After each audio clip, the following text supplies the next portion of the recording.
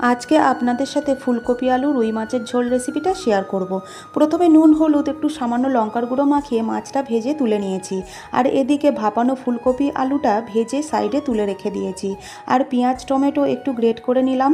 তো তেলের উপরে গোটা জিরে দুটো কাঁচা লঙ্কা দেওয়ার পর পেঁয়াজ বাটাটা দিয়ে দেবো। পেঁয়াজ বাটা একটু লাল লাল হয়ে আসলে আদা রসুন বাটা দিয়ে দেবো। সামান্য কষিয়ে নিয়ে রুটিন মশলাগুলো দিয়ে দেবো, যেমন ধনে জিরে গুঁড়ো ও লঙ্কার গুঁড়ো হলুদ গুঁড়ো দিয়ে দেবো। একটু কষিয়ে নিয়ে গ্রেট করা টমেটোটা দিয়ে সামান্য নুন দিয়ে কষিয়ে নেব তেল না ছাড়া পর্যন্ত। তেল ছেড়ে গেলে ফুলকপি আলু ভাজাটা দিয়ে দেব। কিছুক্ষণ কষিয়ে নিয়ে গরম জল দিয়ে ঝোলটা ফুটে উঠলে একে একে মাছগুলো দিয়ে দেব। তারপর সামান্য ফুটিয়ে নেব, কারণ আলু ফুলকপি আগের থেকে ভাপানো ছিল। তো হয়ে গেল ফুলকপি আলু রুই মাছের ঝোল। আমি তো এই রকমভাবেই করি মাছের ঝোল। রেসিপিটা আপনাদের কেমন লাগো কমেন্টে জানাবেন কিন্তু।